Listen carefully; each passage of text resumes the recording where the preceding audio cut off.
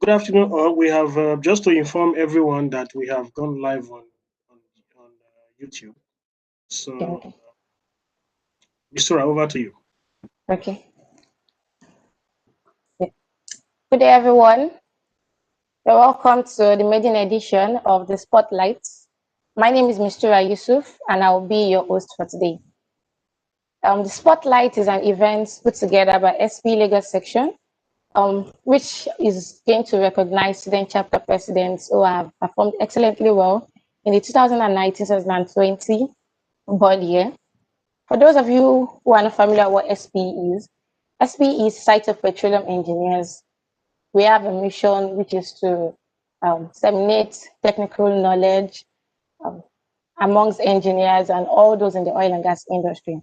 So in SPE, we have different sections, student chapters around the world. So today I have with me 4 presidents from 2019-2020 board year who, as I said earlier, bagged the Presidential and Excellence Award. So the Presidential Award is actually an award given to the best 5% of students chapters who performed excellently in SPE's mission. They get to do activities like the technical activities, community and social events, bring innovative ideas up, and just do a lot of events that would captivate the students while adding to their knowledge. Why the Excellence Award, is for the next 20%. So, and in the world, we have close to 410 student chapters for SPE. So today I have with me Alfredo Ry Andra. He's a final year petroleum engineering student of Area Tuat University in Malaysia. He served as the president of Area Tuat University in Malaysia, SPE Student Chapter, and hosted a conference, PetroCon, Oil and Gas Students Conference, which was attended by VP Royal Academy of Engineering and Principal of Area Tuat University. Moreover, he led the student chapter to win the Presidential Outstanding Chapter Award, representing the top 5% of student chapters worldwide. He was also selected as one of the top 100 students worldwide to attend 2020 IPTC Education Week held in Dhahran, Kingdom of Saudi Arabia, and they went a thorough selection process based on high academic excellence, extracurricular activities, and leadership experience to get this opportunity. He had previously held several presidential positions, such as founder of the school's chess club, where he was the house captain for Area Tuat University in Malaysia. He has represented Malaysia for chess in the ASEAN level tournaments and is recently a silver medalist for KL International Brazilian as Jiu-Jitsu Open 2020. His experiences have enabled him to intern with one of the world's leading oil and gas service providers, Halliburton Energy Services. He strives to be better every day. Please say hi to the house.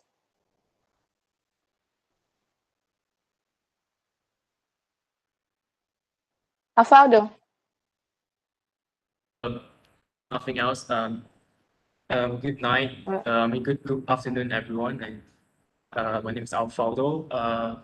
I was the previous president for SPE, and I'm here to share my experience on how I won the award and basically how the struggle and everything about it. Thank you. Okay, thank you very much.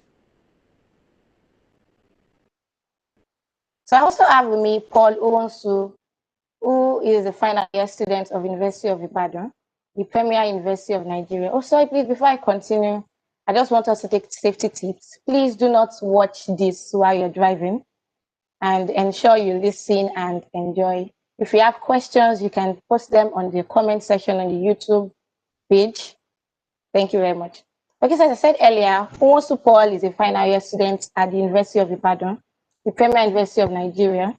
He's a very active member of Site of Petroleum Engineers for his chapter. He has served as the Assistant General Secretary in 2018 and is currently serving as the president of the chapter. The evidence of his leadership is seen in the continuous growth of the chapter. He has led the team during tough times in the organization of technical sessions and online events, and also in the execution of various projects that have not only kept members engaged, but has also led to the chapter winning the Presidential Award for Outstanding Student Chapter, an award that recognizes the top 5% performing student chapters. He has participated in various events such as Alt Prize and TEDx, as he's an active volunteer. Paul is a sitting board member of the Joshua Adebayo Foundation, an organization committed to feeding 5,000 children every year. Aside from all this, he's a data scientist and a writer. Some of the major projects he has worked on has been published, and the biggest being the ACT, an energy review created for students.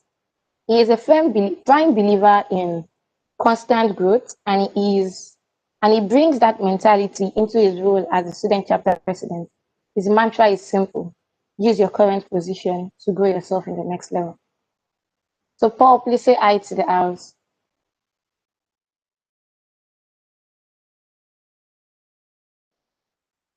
Paul. Yeah, sorry about that. There's a little bit of hello everyone. My name is Paul Wosu, and thanks, Mr. Ra, for the profile. And it's just going to be nice. It's going to be nice talking to you all and sharing some of my experiences, the bars, the goals, and everything. I would like to talk about them with you all. So let's see how things go. And I'm very happy to be here. I'm very happy to be speaking amongst other student chapter presidents. Okay, thank you. Please mute your. Okay, I have with me the only female in the house. I have Mariva. She is a petroleum engineering student. She is the 2020-2021 chair of Energy Coalition. She served as the president of the site of Petroleum Engineers University of Houston Student Chapter during the 2019-2020 year. As the president of UHSPE, she led our student chapter to execute 86 successful events and won 7 first-time awards through the teamwork of 34 chapter executives. Ms. Mariva is an undergraduate research scholar with a strong interest in the energy industry and a desire to contribute to developing solutions to its challenging problems.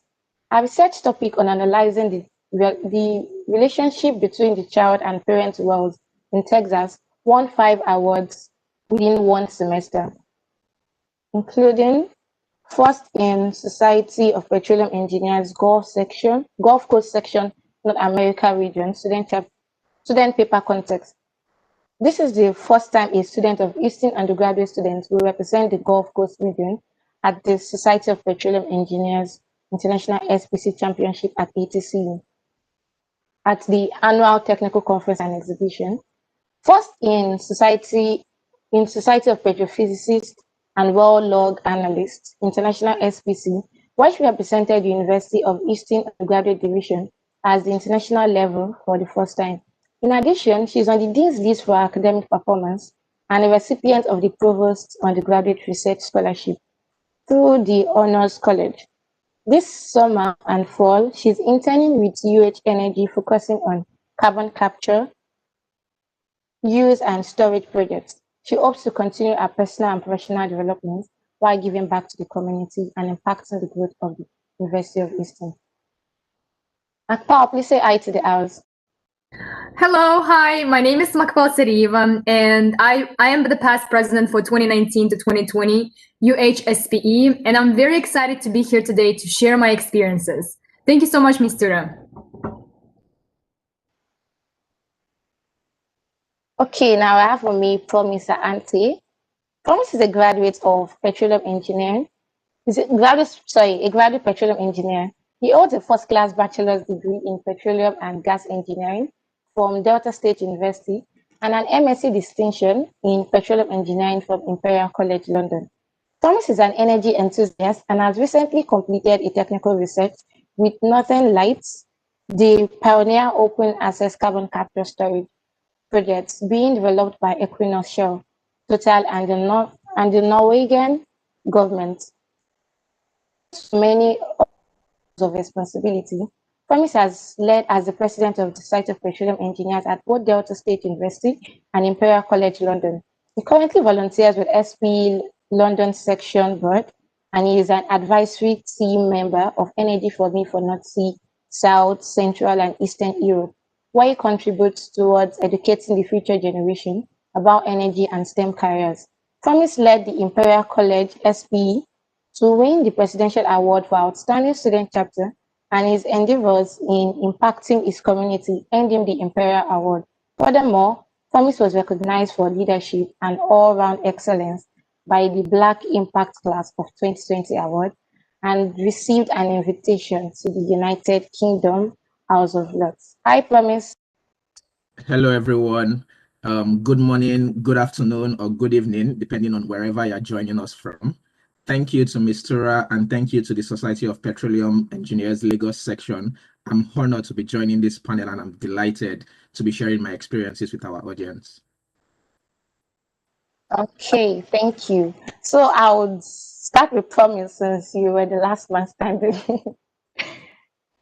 Okay, so from your profile, I can see you were once the president of SPE Student Chapter during your bachelor degrees and also during your MSc.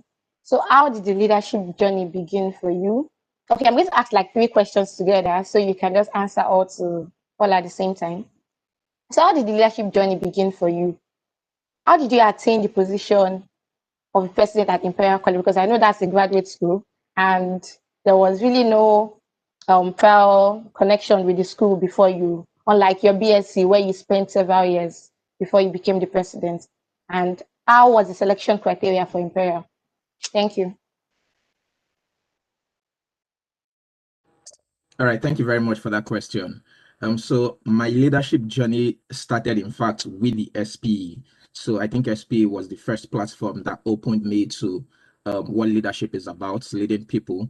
And this started in my second year during my bachelor's degree, and it started by chance. So it happened that the way my undergraduate was being run, the chapter then, they assigned specific levels, and they came to inform my class that there was a role open to be the treasurer for the students in 200 in the second year of school. And by chance, because of how open I was with my classmates, I was not an introvert, I was already networking and having a lot of friends, I was simply pushed to go fill that role. So I didn't have any interest in the beginning, but then I grew to appreciate what leadership was all about. I grew to appreciate what the SP in particular offered. And with this interest, I proceeded to serve in almost every other year of my undergraduate study. So that was how I started.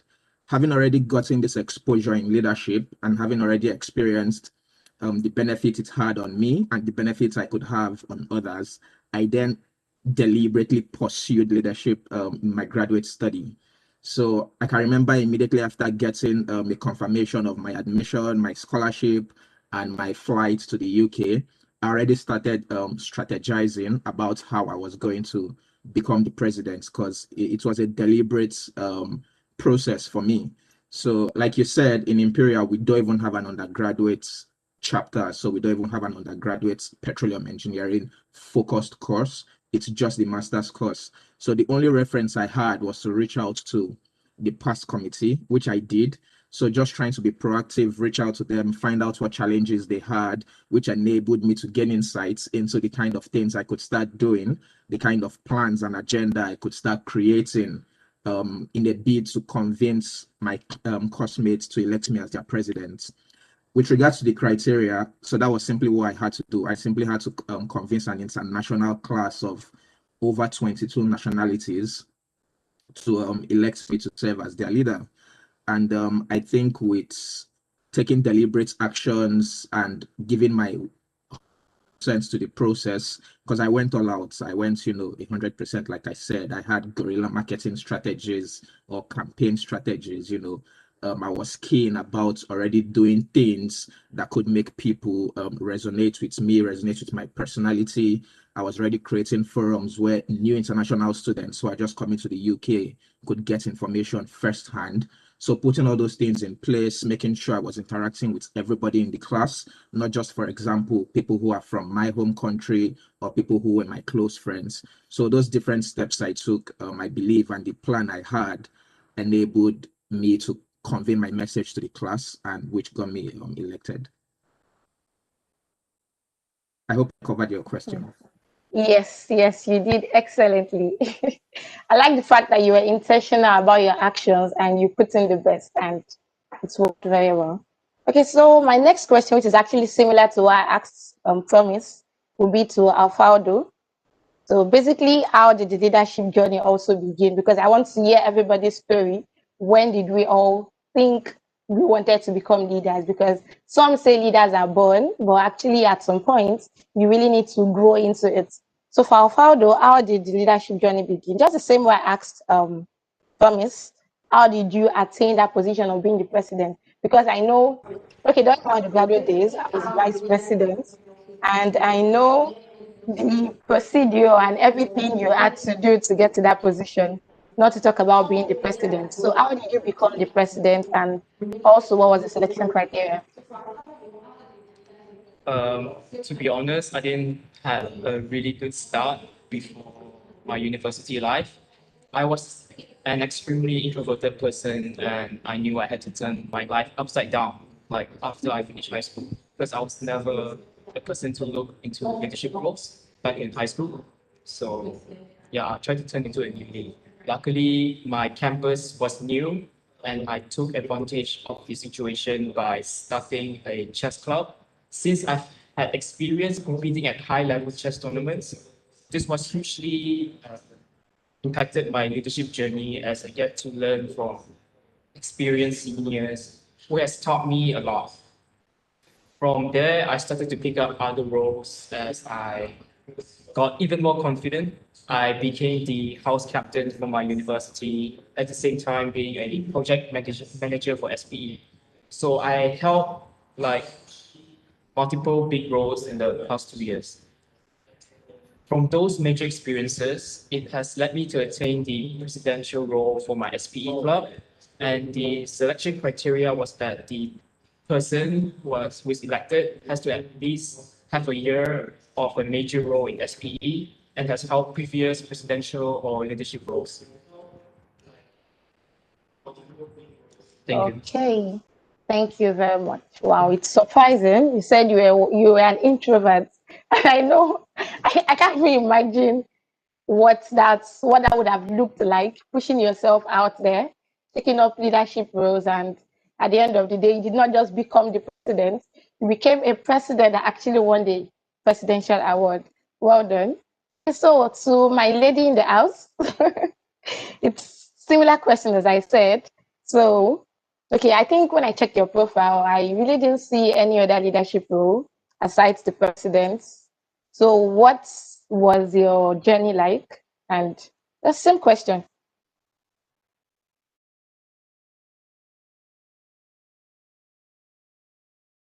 Please unmute yourself. Who were you asking the question for? You're the one. You're the one. Okay, because I was thinking you were asking somebody else. Got it. Okay, thank you very much, Ms. Tura, for the question. And for my case, it's quite a little bit different from Alfredo and as well as Promise. For me, how it started, I got accepted into engineering in 2018, and SPE, I didn't know much about SPE. And from that point, I wanted to get to know how the side of petroleum engineering works. So with that, I joined as a professional development chair, where I was working mainly to get the certifications for students and variety of tours that students get the knowledge and exposure to the industry. So with that, with being a professional development chair for half of the year, and over the sudden, I got an opportunity to become a vice president of external affairs. And the second half of the first half of the 2019, which is second half of 2018 to 2019 year, I became the vice president of external affairs, where we were working towards like how we can really provide students with variety of opportunities. But since our chapter is kind of new, started from 2014. So with that point, we really didn't have many of the people attending although we had people mainly focused on the petroleum engineers, but back then many people were not enrolled into petroleum engineers, so not many people would know what other opportunities the SPE has to offer. In reality, we have a lot of opportunities to offer, not only for petroleum engineers, but beyond that. Chemical engineers, business students, technology students, and so on and so forth. So that really triggered my mind, and I really wanted to focus on how really combine all those people that are interested in oil and gas together. And that led me to run for president for 2019 to 2020 academic year. And our selection criteria was mainly, as long as you're an petroleum student and you meet the GPA criteria, with minimum GPA criteria, and as well as you have a strong passion and drive and vision towards what you really want to accomplish. So that was the main kind of criteria and qualifications for the presidency. And after that, once I was elected, I was very happy, very excited. And although there were not any other positions to run against for, so therefore, I mean, it was a win situation, and yeah, and it was really incredible year for me to start. I hope I answered your question. Yes, you did. Yes, you did. So over to Paul now. So I saw, okay, for you, I think on your profile, I saw you were once the general secretary. So was SPE the beginning of your, like that general secretary, was it the beginning, or you had trial leadership experience? And how did you become the president? Well, funny enough, my leadership experience started in the church. I was appointed as I would say a general secretary of something I can't really remember, but basically what I had to do was to act like a medium between the children and the teachers. So it all started back there, and I come from a family of how would I put it, of leaders in a way. My father is a pastor in church, and so I've always had a background of leadership. Oh, back in secondary school, I was the head boy, the assistant head boy in SS2, the head boy in SS3. So I mean, in a way, I don't want to say I'm experienced, but that kind of thing. So getting into university, my leadership, should I say, my leadership journey kind of died it down. It died it down when I got to school, because I had to like adapt to a whole lot of things, and it was really not easy. 100 level was kind of stressful. In fact, in 100 level, my chapter is very active in SP activities, very, very active. But in 100 level, I did not attend a single activity.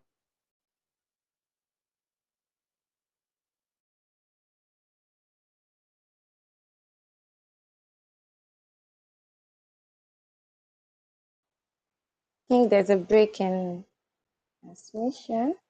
Okay, maybe when he gets back. I was not interested in SP. Okay. So 200 came. I was a little bit of, okay, I started attending one or two activities. Then it was in 300 level that it's kind of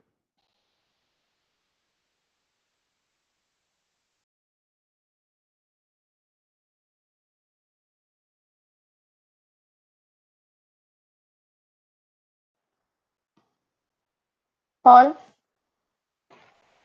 Okay, maybe we should proceed then when he's back, or get back. Okay, so my next question will go to, let me go to Afaldo. Okay, so I see you're a chess champion and you spoke about that earlier, which was actually what inspired your leadership role and all. So tell me more about this interesting side of you, like how did you start? Because I know chess is a very like tactic game. You really need to have that interest before you can actually get into it. So tell me what inspired you. Fun fact, I was the only one in my family to know how to play chess and actually compete at a high level. I was a previous national junior chess competitor to represent my country last year. Did not regret to compete because it is one of the reasons why I picked up many leadership. Actually, chess has actually inspired me. Basically, I would say that chess is like life. You make mistakes and always give up. Besides chess,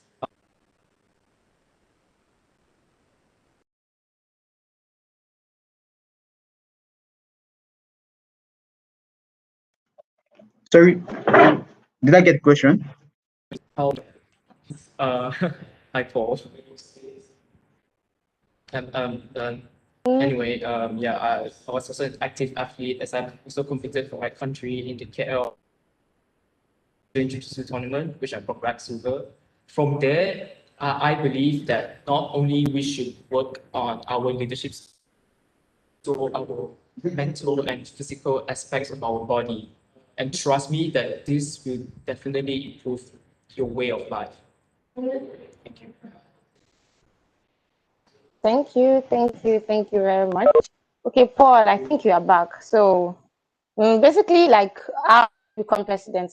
Let's round that up before. Sorry, I didn't get that. How did you become the president? Oh, okay. Oh, I didn't complete my story. So, like I was saying, like I said, getting to 300 level, that was like a big transition for me. Somehow, I did not run for the position of EGS. I did not run for that position, but I kind of just found myself in it. It's a long story, but a very interesting one. So it was in 300 level I started my journey as I started an active life in SP generally, and from there on it has just been, straightforward. So I decided to run for president in 400 level. I was very intentional about it. 300 level, I already made plans about that. I was very intentional about that because to me it was like a challenge. I was like, okay, seeing what previous president had done, I knew that being a president is not really it's not going to be an easy job, and I love a good challenge. So that was like the main force and the main drive behind everything. I just wanted to get to that position and okay, look at how we can beat the previous records that other president had achieved. And so that's basically what I just did. I was just focused and I knew what I wanted, and I found myself in that position. Okay, thank you. Okay, so to promise, you graduated with a distinction from both degrees, and you were so active in SP because I get to see your activities on LinkedIn and all, trying to meet up with SP's expectation, and not just meeting up with expectations, they were all exceptional events. So you graduated with a distinction. How were you able to balance that? How were you able to balance the two, the academics life and the roles you took? And did you have a social life in school?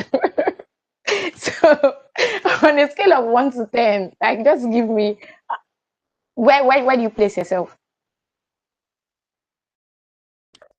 So you mean the scale of 1 to 10 socially, where do I place myself with regards to the social life part?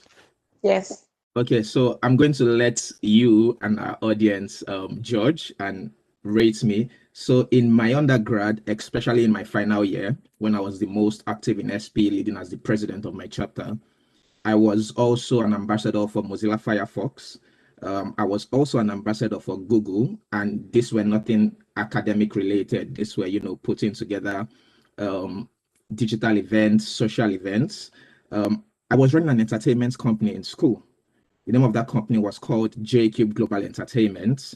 I was the chief operating officer. I had a couple of students who were interested in music, magic, dancing, signed to something which we thought was a record label then, although it wasn't really a record label.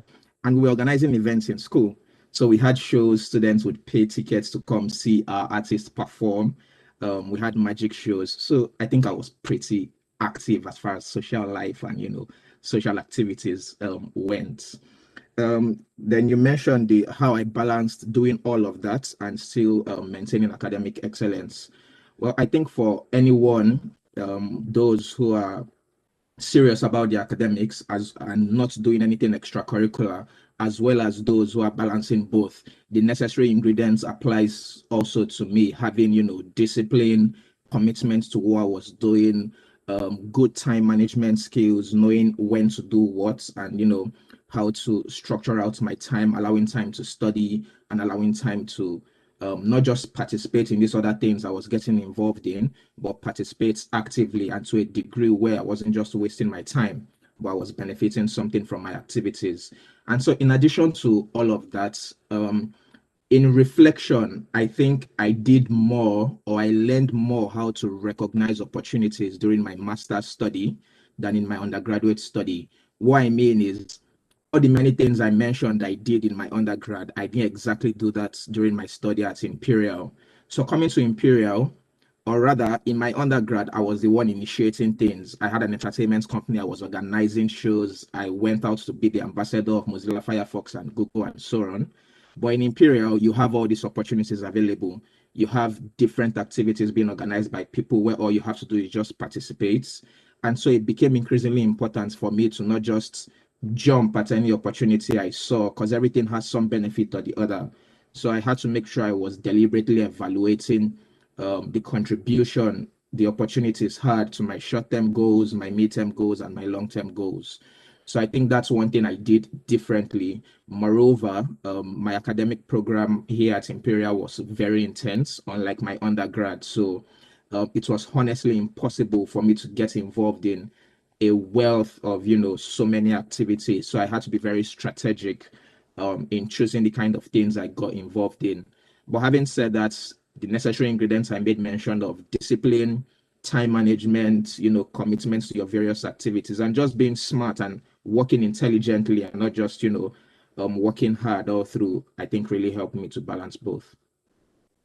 Cheers. Okay. So I don't know if it's possible to give you a 12 over 10. Because I see you were actively involved in a whole lot of things. And I sure can pick out a lot of things from what you said: discipline, time management, commitments. Those things put together actually helps you to plan and fit in. Okay, so my next question is for Makpa. So you had 84 events. If I can, 84, like even a section might not do as much as that. And you had 7 first-time awards. Not just that, you managed 84 members. I know what it means to accommodate people. You're all of different personalities, from different backgrounds and all like that. Sitting together to come up with activities. 34 is quite a big number. So how were you like? Just tell me.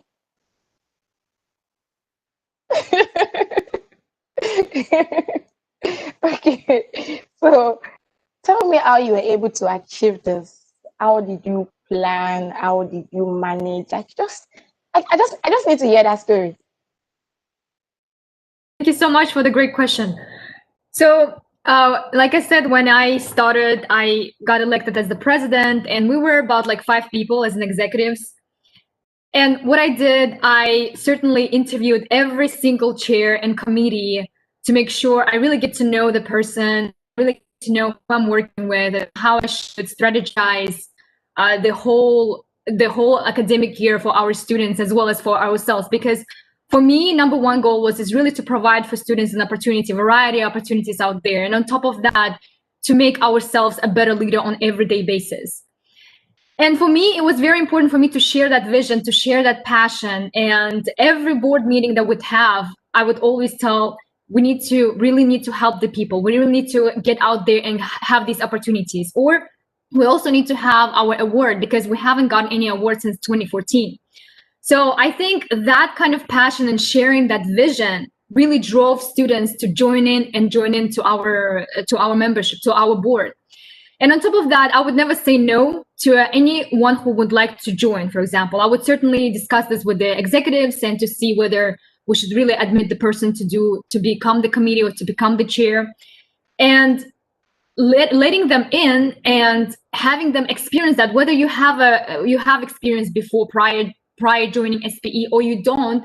If you have that passion, you have that vision, you have that drive to do better, to help others, and to become better on an everyday basis, that's all is needed for you to become a member of, or the board member for the SPE. So that kind of passion really drove to us. We didn't even realize at the end of the year, when I started counting, when I had to submit the report, I was like, wow, we have completed 84 great events. And each one of the time we had a variety of them, not only the ones that having technical sessions or having volunteering events, but also creating such as career fairs. We have our inaugural 2020 oil and gas career fair. Although it was 4 companies only, but we had over 300 students participating from a variety of majors. from, like I said in the beginning, that's what one thing that I saw is that we all can come together from different disciplines, and because oil and gas is not made of only petroleum engineers. And that really made a huge success. And I'm really looking forward for the second round, for the second oil and gas career fair sometime next year. But yeah, so this kind of sharing this vision really drove the students and the members to achieve more. And in the end, as a result, we were able to achieve an award, receive a first time ever award. So we all were very happy because since the day one, we were like, okay, helping people, becoming better leaders, and getting an award.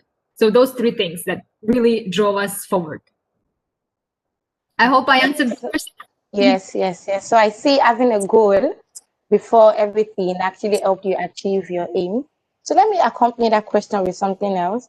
I went through your profile, your report, your SPE report, and I saw that I think you've answered it a little, but I just want you to be more specific.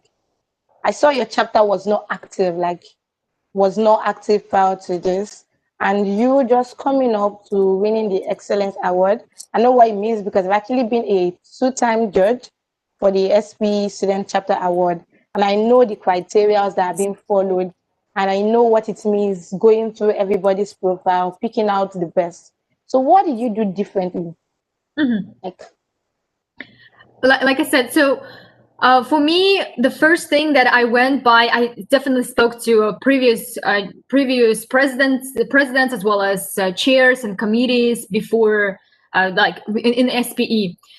And one thing that really stood out to me is the report, how the report is made and what are the requirements for that. So really align with the report. So that was the key part, is really align with the report and achieving that, but also balance it in a way that not only you're meeting the report criteria, but also you're meeting your own, your personal and your chapter's criteria. So that really balancing those two really led for us to winning of this award. So be specific on that is mainly we were executing, we were like, we had our plan, but we had our plan in a way that helping the students, like I said, and continuously telling the people telling the board we have to receive an award because we really deserve an award, and why not to do it, and then to engage interdisciplinary teams and expand our visibility. Let me say that, expand our visibility, not only like LinkedIn, but also within the greater Houston area, and outside, collaborating with other student chapters. So this expanding that visibility also helped us a lot in achieving this type of goal, because we would hear some other student organizations, how they're running their own organizations and how they have their own strategies. So that also helped us to develop further and better plan for our execution. And yes, in fact, that you did mention that it was not very active. In fact, it was quite active before, but in the end, we still did not get an award for some reason. But then later that year, since the oil price went down, people did not enroll into engineering, into petroleum engineering specifically. And that was kind of a downside of it. And that's why it appeared to be not active. And for that, it just really drove me to really achieve that, to have that activity, to really let them know that there are so many other activities, so many other opportunities for students to take advantage of. So, and why not to deliver that and mention that to students? Okay, so now you backed the Excellence Award and you are not the president anymore. You've handed over to someone else. Do you have a succession plan? Because it would actually become very nice if after you left the board and something like that goes up, if maybe after the Excellence Award, the next award, the Presidential Award or something. So what plan did you have a succession plan? What do you have in place? Absolutely. That's a great question. That's also can be very helpful for student chapters that are just starting, or some young student chapters that out there really looking forward for their first time awards, just like we did. For this time around, although we did have our Excellence Award, we are striving for the best. Of course, we're trying to get our Presidential Award. And one of the tactics that we are working on is, before actual school started, we went over the reports to make sure that we have our plans to ensure how many events for example, how many volunteering events do we want to do? How many speakers do we want to have? And how many in total of career fairs we want to have, symposiums, how many student chapters we want to participate in. So having now, it's more down to the very specific goals, and that will help us even more to get a presidential award. Although before we had no idea how we could get a presidential, any award, for example. But this time around, since we have that experience, we achieved that and it worked. So now it's just the matter of improving that. So we improved that, and now we're just working towards the presidential award. And absolutely, the board is very excited because winning that excellence award really motivated the students to go forward. And now they're striving for the presidential award. I'm very, very excited for it. Hopefully, this time around, we'll certainly get the presidential award. Thank you. Thank you. Hopefully next year, I see the name of your school on the presidential award list. Okay, so now over to Paul. I see you are involved in a lot of activities outside SPE. You're involved in the foundation. You're a board member of a foundation that feeds 5,000 children every year. You are involved in TEDx and all of that. So what's inspired you to go way into those things? Because in the beat, they're all very different. So what's the inspiration, and how are you managing?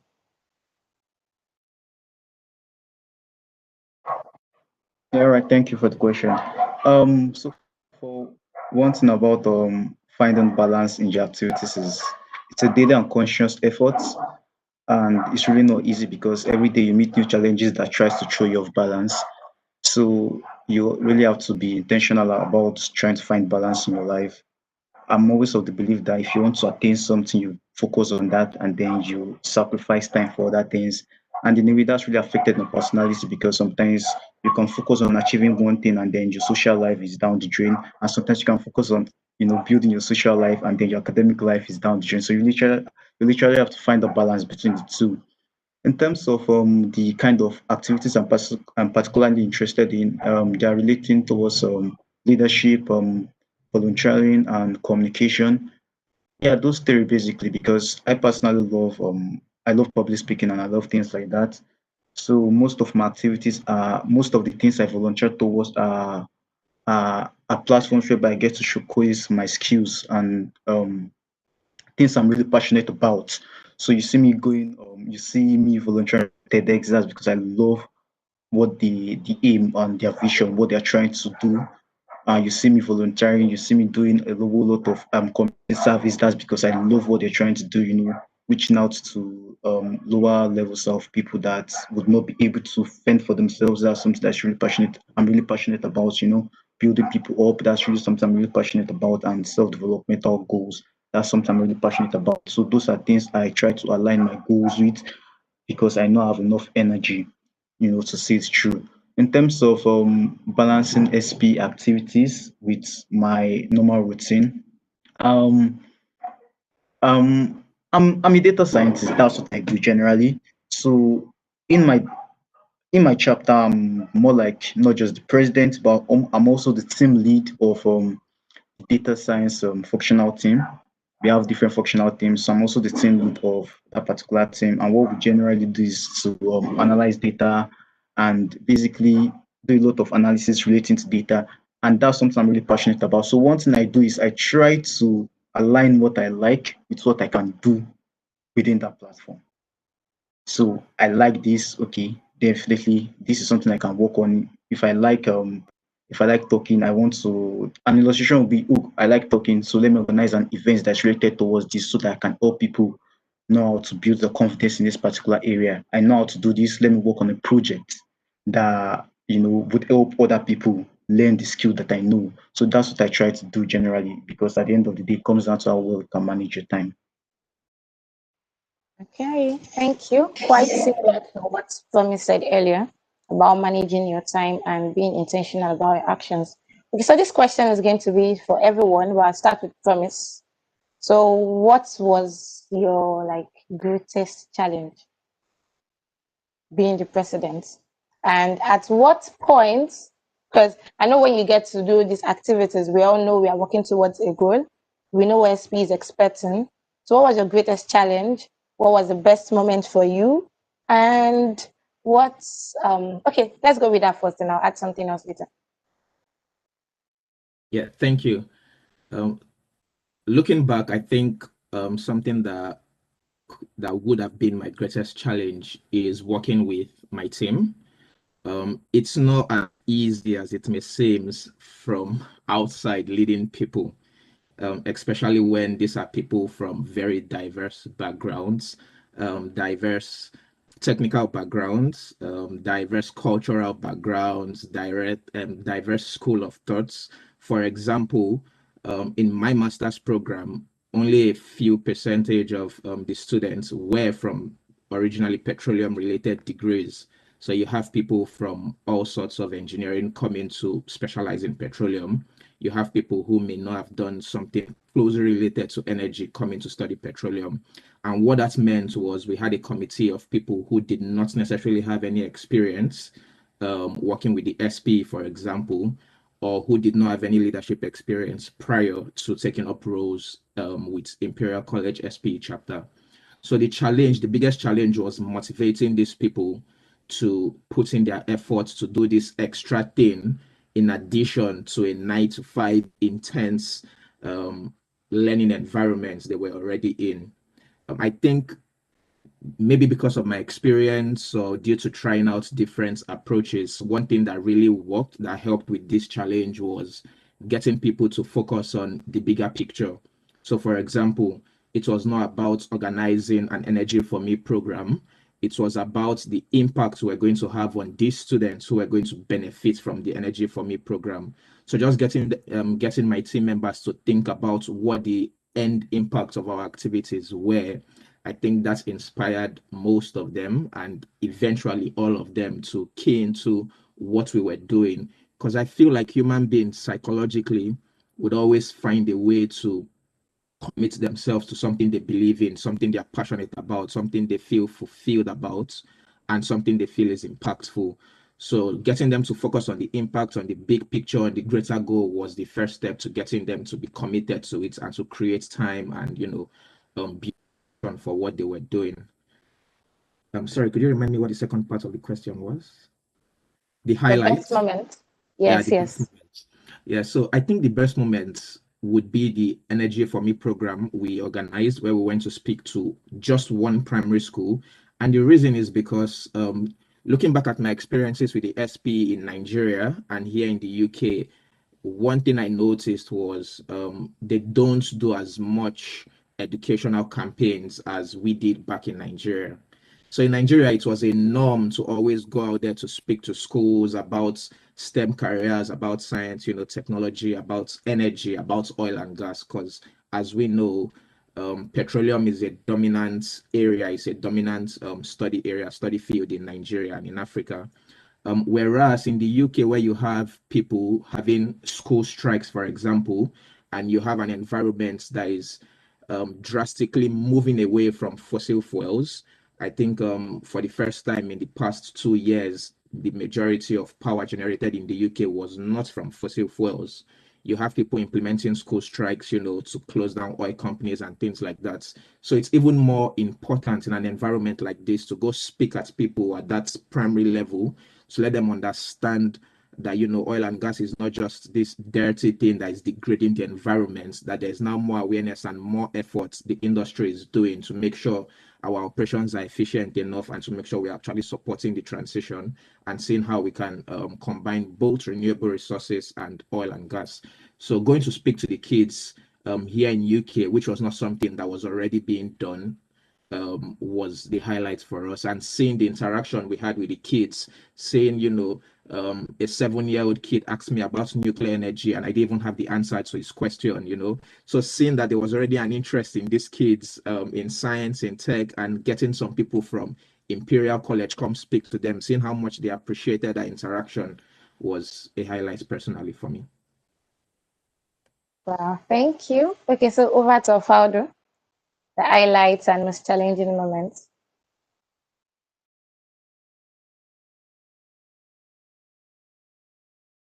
Please, I think you're still muted. Sorry about that. Thank you for the question. I will start with the challenges first. And for me, honestly, yes, there were quite a number of challenges, to be honest. And one major issue, which I have mentioned before, was that my SPE student chapter was actually very small. We had about like 30 members, and it was really hard to work with. And we had to branch out to many different types of other fields other than engineering. Thus, with this difficulty, it made it extremely difficult to run huge conferences and other events.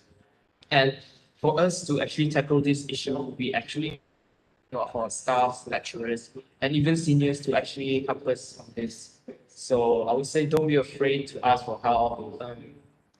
Another challenge personally for me would be dealing with a conflict from a person. To be honest, it was especially hard for me to deal with. And in my perspective to tackle this is that I had to actually prove that my decision is the right one when doing things. So once it has been done, we have already shown that we possess the ability to do things in a more trusted and responsible manner. As we all know that actually doing the work is better than just talking. So, and to continue on with the succession, and I have always kind of knew that my student chapter would bag the award after my SPE club has successfully hosted a major conference that has invited many high-level VIPs, and we have also co-hosted another major conference with many different universities in Malaysia. So this is actually a really huge impact since my student chapter is really small. And from there, we knew we had the industrial connection and the innovational ideas enough to actually win the award. Thank you. Thank you very much. Okay, so over to Macpal, but okay, we got a question from the audience, which is very similar to this question, but the person wants you to be more specific, more like what has been your most challenging so now, whether in your educational year or working years. So we're going to actually answer the question based on your experience as the president and also basically like what you do right now, what have been your challenges? Okay, so if I understand the right question, besides being the president, what has been other challenges? Yes. Okay, so besides being the president in 2019 to 20 academic year, for me, the challenge was to really keep up with everything that I'm doing. Of course, the fact that being concentrated on helping the students and getting in the word, and also becoming better at my leadership, my leadership skills, but also keeping up with the work that I've been that I've been doing. For example, I was a teaching assistant for the petrophysics and the reservoir fluids it's my part-time work. On top of that, the challenge was for me to really keep up with my studies, and as well as I myself, I was participating in a student paper contest. And for me, it was quite a huge deal because I really wanted to get that knowledge in the technical side and be very confident in my knowledge in petroleum engineering industry. So for me, besides being a president, I also wanted to focus on balancing, just like Paul and the Promise, as well as Alfaldo mentioned earlier. Balance is very key point. It's very key ingredient to this success, is really balancing the not only technical side that I really wanted to excel, but also in the presidency, but also at the same time having my personal life, balancing working and making sure that my family, for example, back in my home country is okay. They have everything that they need. And for example, my sisters are good with school. So all that balancing, all that kind of stuff really helps a lot. So really knowing that balance will help the person significantly in the long run. I hope that answers the question, unless like... Yes, indeed. I think that answers Terry's question. So now back to the question. What was the major highlights? Absolutely. Thank you so much. I just wanted to say thank you for the question for Terry. It was a great question. And if you would like more information, you can I'm more than happy to respond whenever, like on the LinkedIn, or you're more than welcome to contact me on that part for sure. Back to your question, Ms. Tura.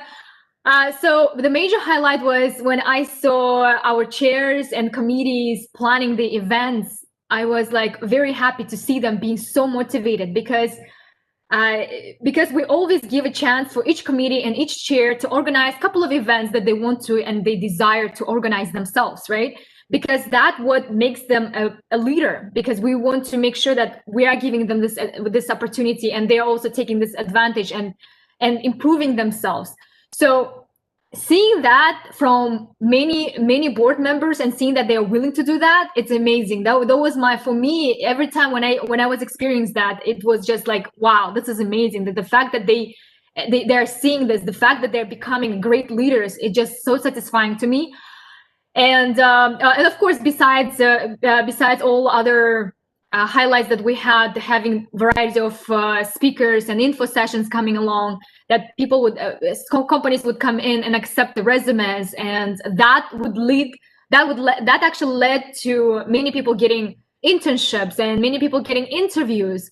So having this info session and having these interviews lined up for these people who attended, those people who worked very hard towards it, and we're the ones who provided that kind of info session for students with the collaboration, of course, with the company. That is actually another best moments that I would say it's amazing. The challenging time is when unfortunately COVID struck, and I am sure many people have had some sort of challenges, but we had all our events lined up. We had everything planned. We have tours planned, training sessions, volunteerings, and everything else. So we had everything planned on face-to-face basis. And once the COVID-19 has occurred, everything had to be canceled. So at that point, to really lift our members up, to let them see that within that challenge, we can turn this challenge into opportunity. So that took us some time for us to really understand, like really quickly manage that, because we had to really adapt very quickly to have everything virtually. And of course, people will have technical difficulties and other difficulties that people might face. So that it was quite challenging. However, I think we did a great job on turning this challenge into opportunity, like I said, and we started having everything online, and people were still benefiting from that and encouraged to do and grow further. So hopefully that answers the question. So that was the main highlight and the main challenge as well. Okay, thank you. Yes, that answers the question.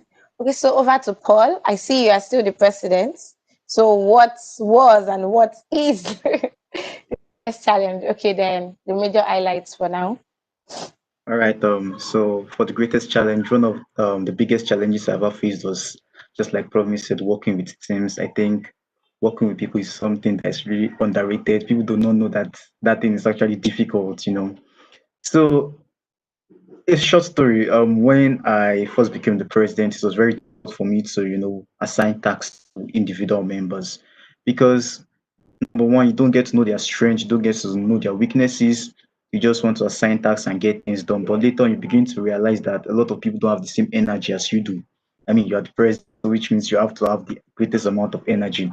You will ask person A to do something, and then you would remind person A to do that thing, and you keep on reminding until you end up doing that thing yourself. And then these are some of the challenges I faced, because it was really not easy assigning tasks to people and getting things done. But later on, I think it became easier, because I got to know their strengths, their weaknesses, and I stopped overstressing myself in a lot of, you know, in that particular area of getting things done, because I learned to trust them.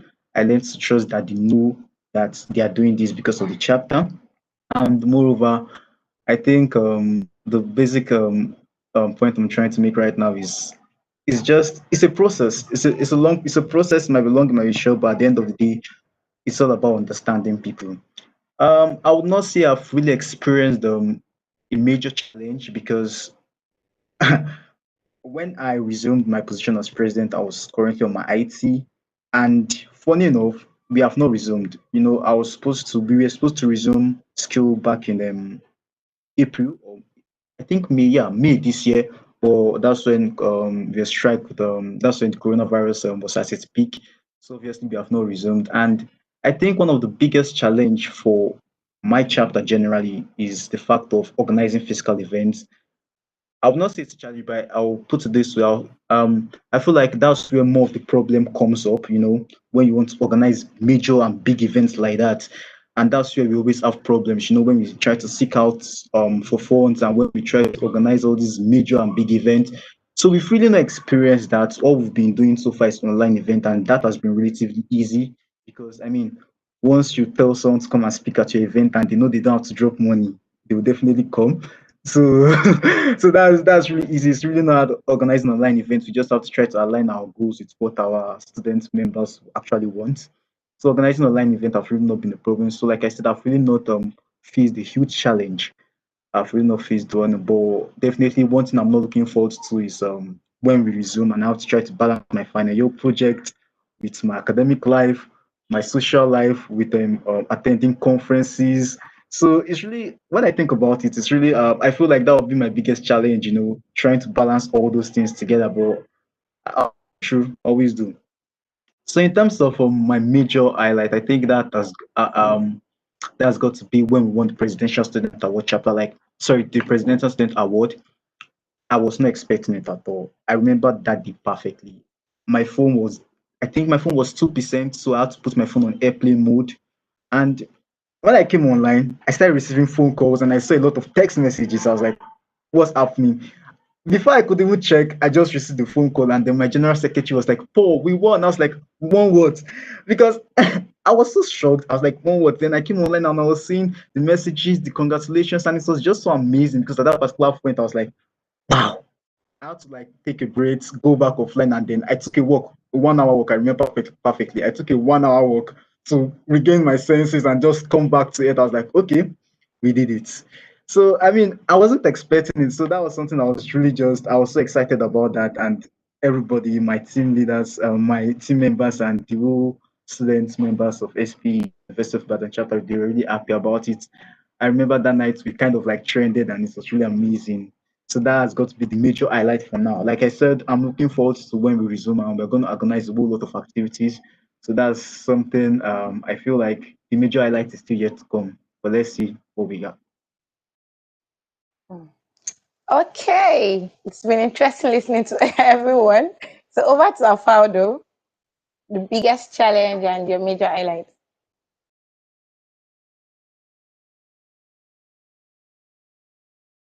I believe I've answered that question. Yeah. Oh, sorry. Okay, so to Paul, I have a question from the audience. Okay, that's from Matthias. And he said, did you ever feel like giving up? Were there times you were really fed up, or what you were involved in? Like I said, I've really not faced more like a major challenge yet.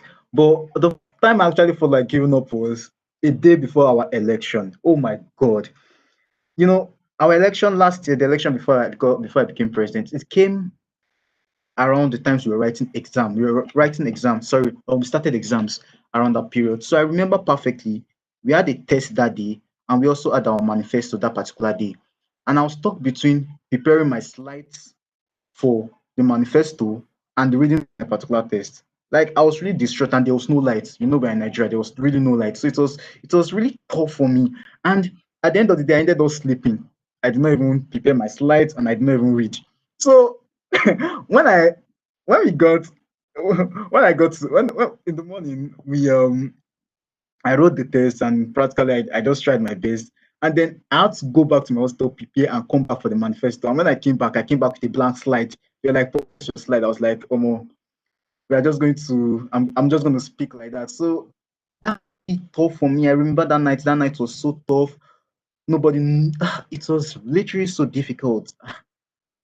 I was going through a whole lot. I was like, should I just give up? Should I just, throw in the towel right now and allow my opponent to be the president? Because I was just that. I was like, I've not even, I've not even gotten this position. How would I feel when stuck between organizing events and reading for my own personal exams and things like that. How will I feel at that particular moment? What are the things I will do? But I think dialect just comes down to the fact that you know exactly what you want and you chose this. Nobody asked you to choose that particular position. You decided to become president. So you suck it up and then you just try to become better.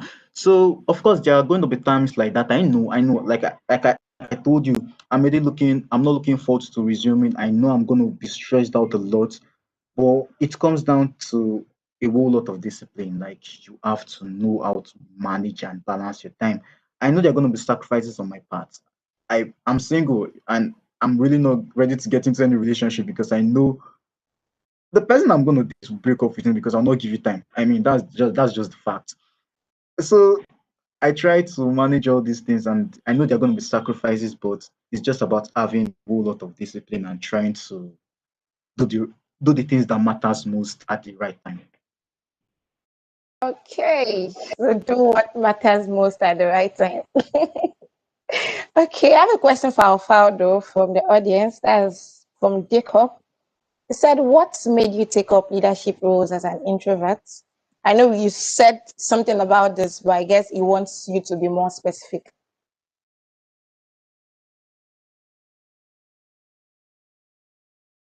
Yeah, muted. I'm sorry about that. Yeah, to all introverts, to every single one of you introverts who are thinking to pick up a leadership role or already in one, don't be afraid to step up, and yeah, it is always very difficult to start, but the experience is always very worthwhile. So a few tips is remember to always have fun and know that you are the reason why you have been selected to pick up the roles in the first place, or why do you even pick up the roles in the first place. So my main tip to share to a lot of readers, to mostly introverts, is that don't always look for perfection in doing things, but make sure that you are satisfied with how it is done. Because perfection and satisfaction are actually two different meanings. That is all. Okay, so back to promise. I feel you've been relaxing for a very long time. Okay, this is going to be like a general question to everyone also. But I think, okay, I have two questions for you. So what's your succession plan? You said earlier that your school, there's no undergrad course chapter for SPE. So once you're done with your master's, you're out of the system and someone else takes it up. So what plans did you do? Because I know that's basically that is one of the questions SPE asks in your report. How did you do your election? What's your succession plan? So I know you already answered the election aspect. So what's your succession plan? Yeah, thank you.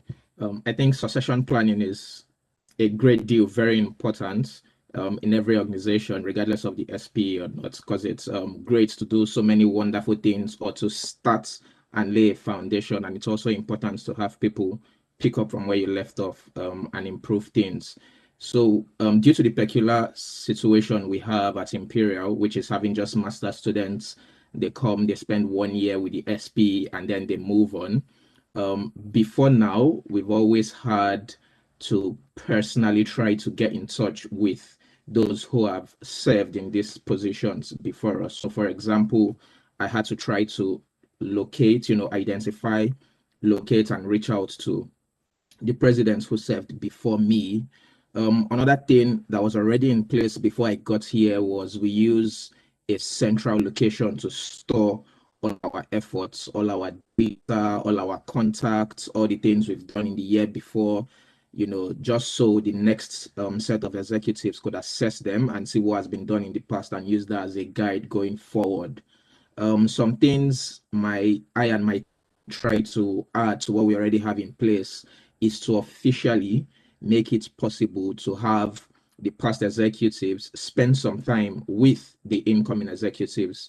So for example, something that happened this year, in fact last week, which has not happened before, was we, the outgoing committee members, organizing the elections for the incoming members rather than having the faculty advisor do so. And the reason is because immediately after organizing the elections, we want to be able to have an official handover session where we could discuss with them and tell them, in details how we're able to achieve what we did, and also convey to them any pending plans we had that we were not able to actualize, because I do believe you may never be able to achieve 100% what you set out to. So it's very important to not let those ideas die, especially if they were in fact good ideas. It doesn't have to be you who see them through. The next set of people could in fact take your ideas and roll with them.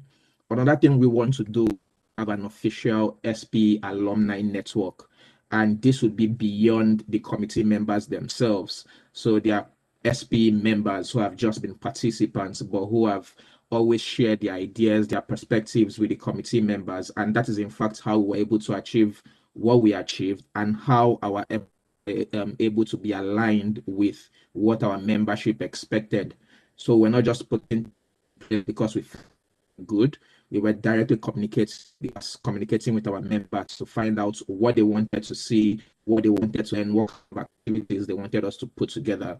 And so we want to have this official alumni network where past committee members, past SPE members, not just in our year, but even years before us, could always be available to incoming students.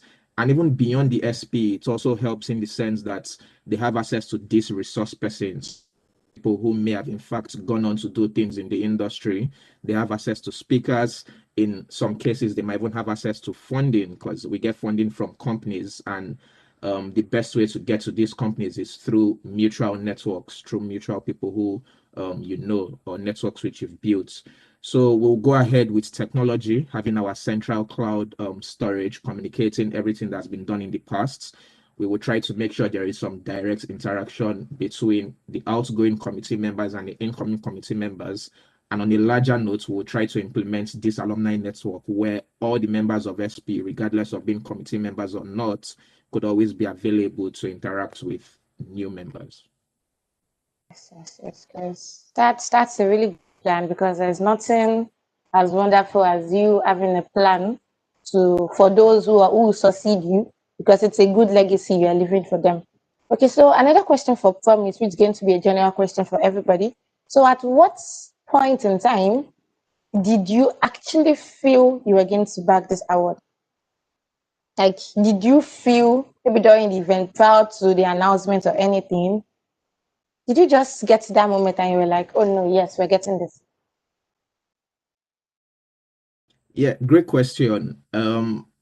Disclaimer, I don't think if there is any student chapter executive or student chapter member here, don't do this, but we weren't really expecting the award, and I personally had not planned for it. And I looking back, I think it's majorly because the last time I served in the SPE within a student chapter was in 2016.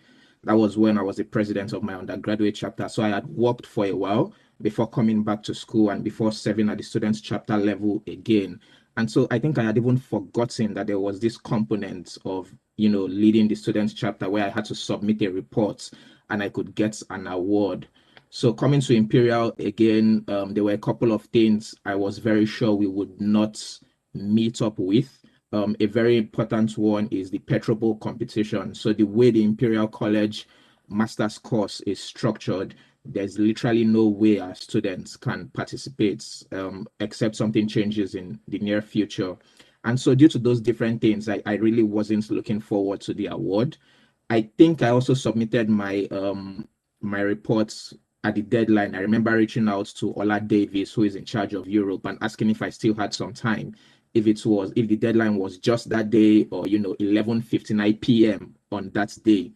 And this is because I also had my exams going on at that time. The reasons why I was motivated to finally submit the report was, one, it's a requirement, and secondly, the faculty advisor kept on advising us that he felt we had done very good throughout the year, and it would be hard on us to miss out on the potential of getting the award.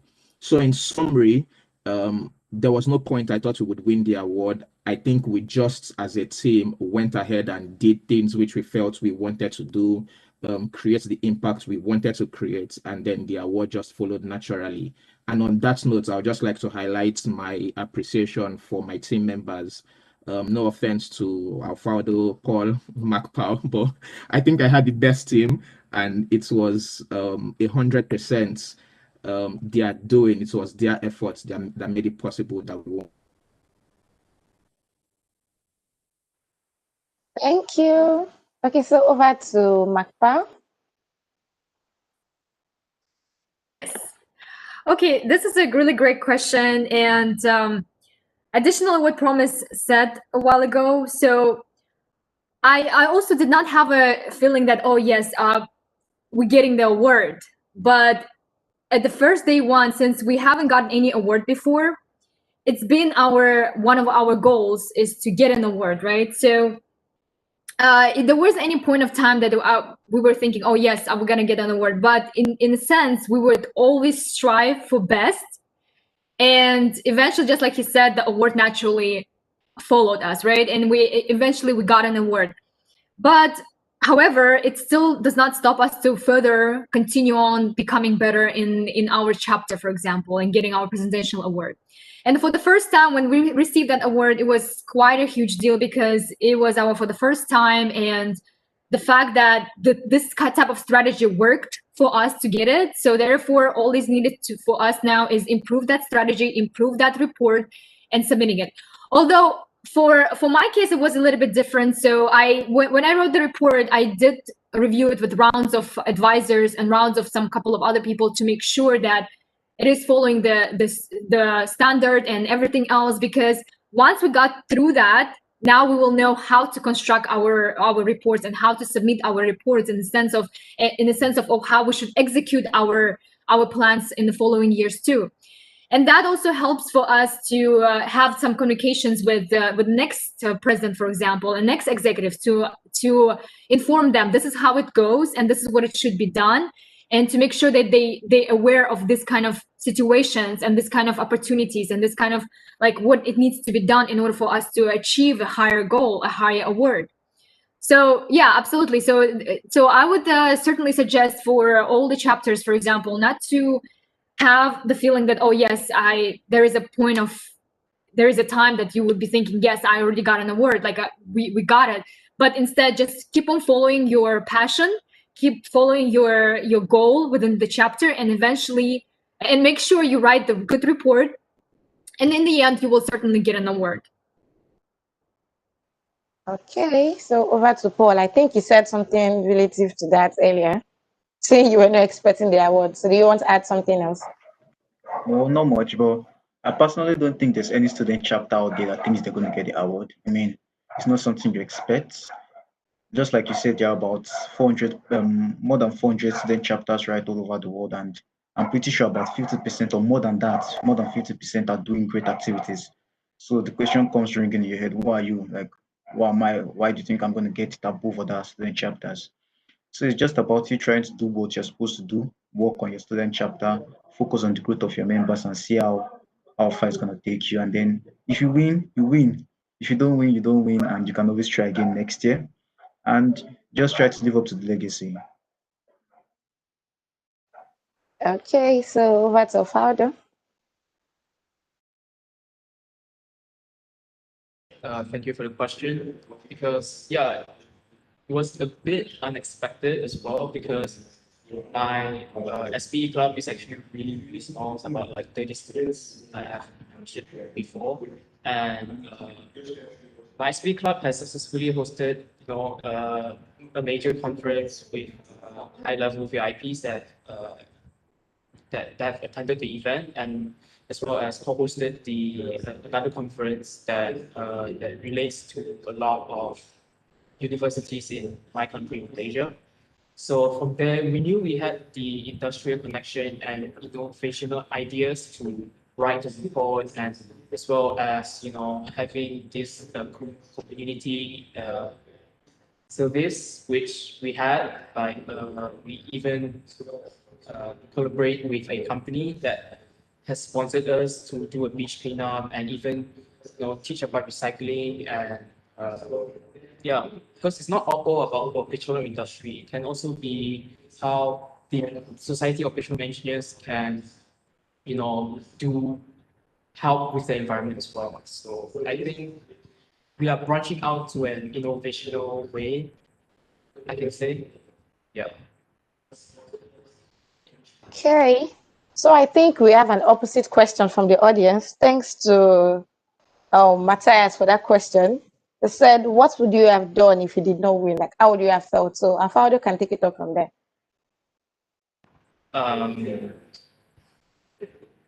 If we did not win, it would be actually very devastating. But win or lose, we learn from there, and then we can also create ways to actually do better.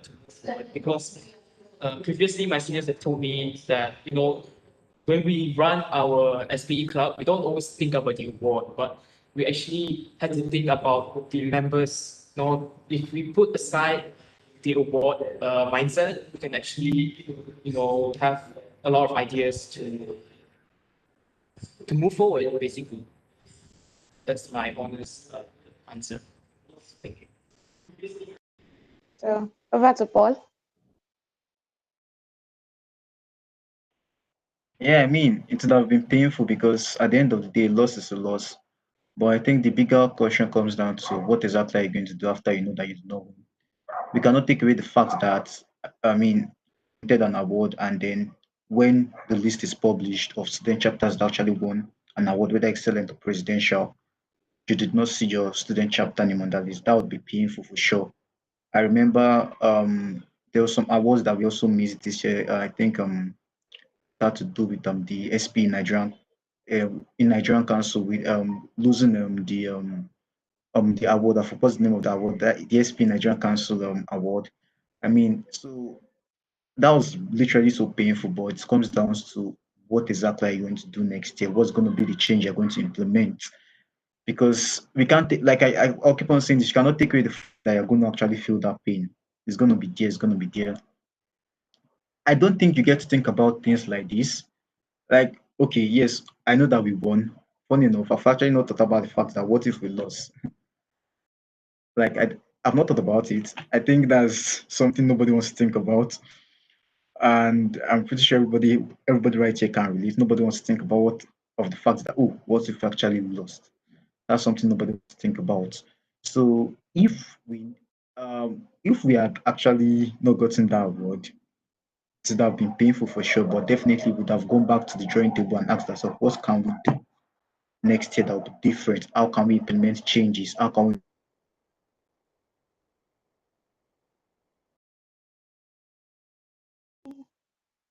I think we have the network each again. So I think let's move to Makpa. Thank you very much for the question, Matthias. So if we didn't get an award, for example, right?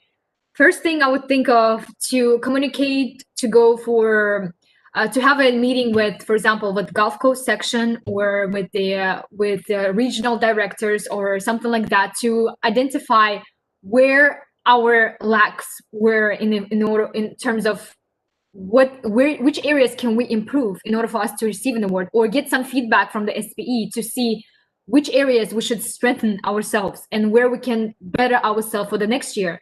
So it's something that we could also share with our upcoming board, and that's something that we would like to strive for. I understand, like for me, myself and the board, when we did not have any award before, we were like, yes, I mean, we should have an award, and I mean, let's work towards it.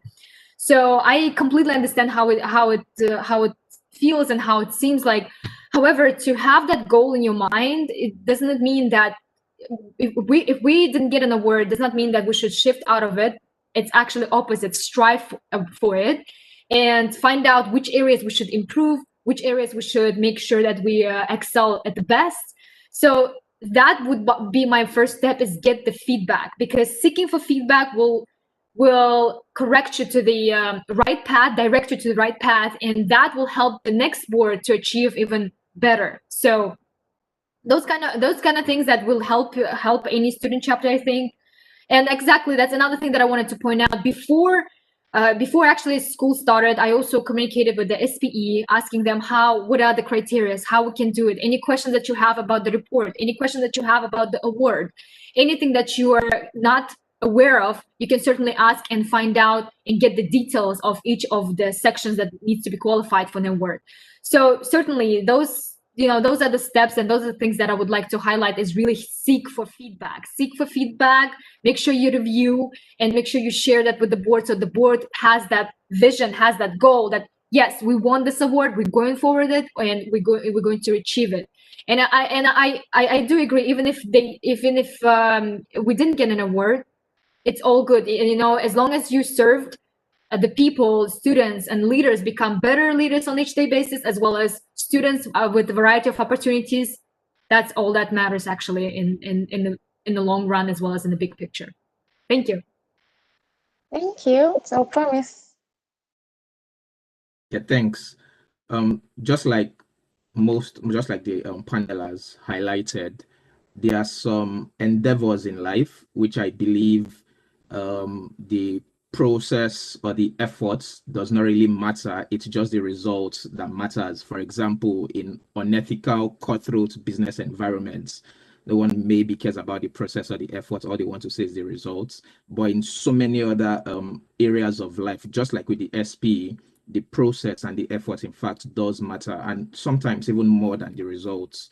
And so the experiences you get to gain, the personal development you get to experience, the transformations from maybe your previous thoughts, your previous approaches, the elements of working with people, and the impact you, in fact, do get to have on yourself and your community would, in fact, over the long time, be more valuable to you than winning the Imperial Award. Sorry, not Imperial Award, winning the Presidential Award.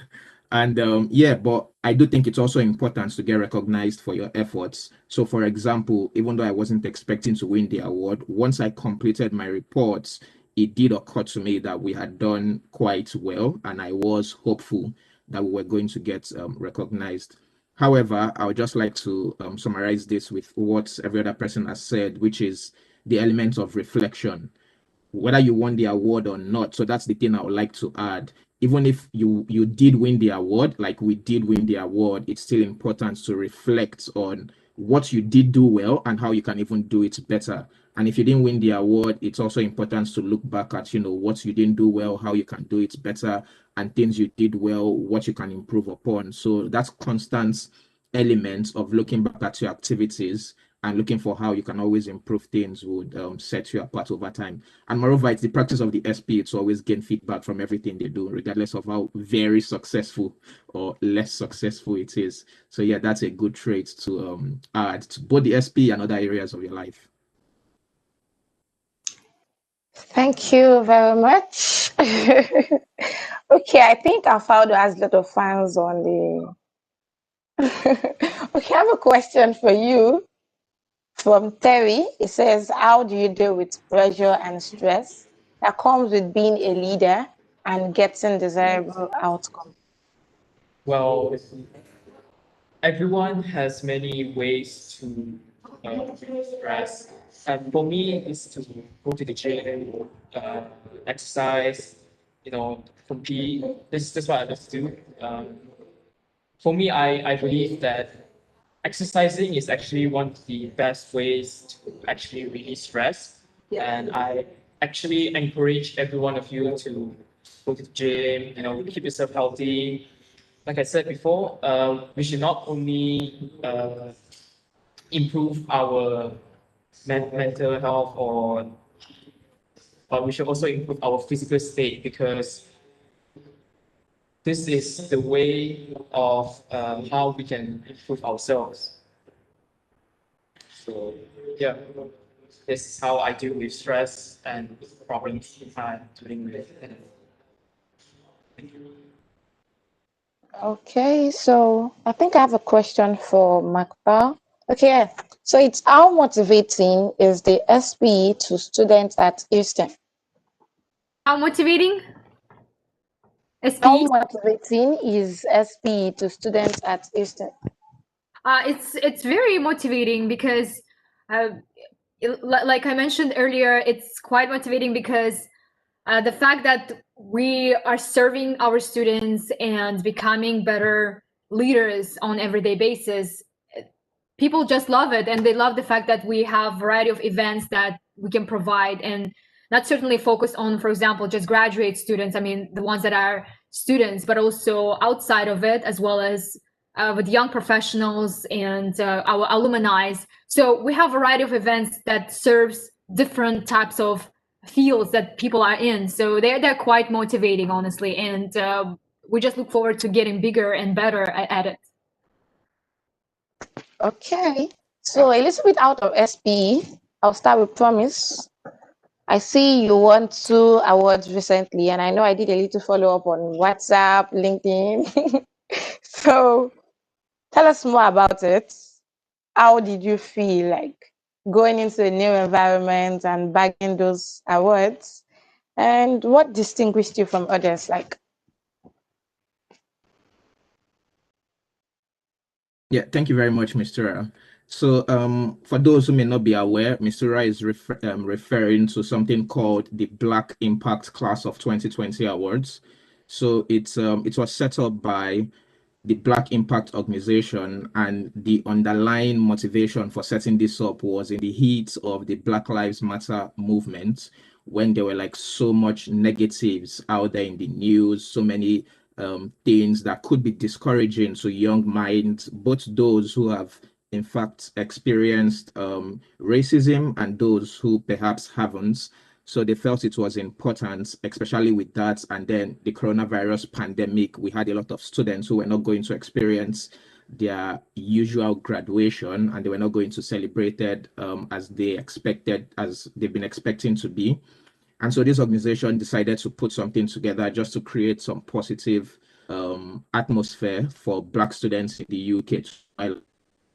And it was basically a platform for all universities in the UK to nominate some students who were achieving different things according to different categories.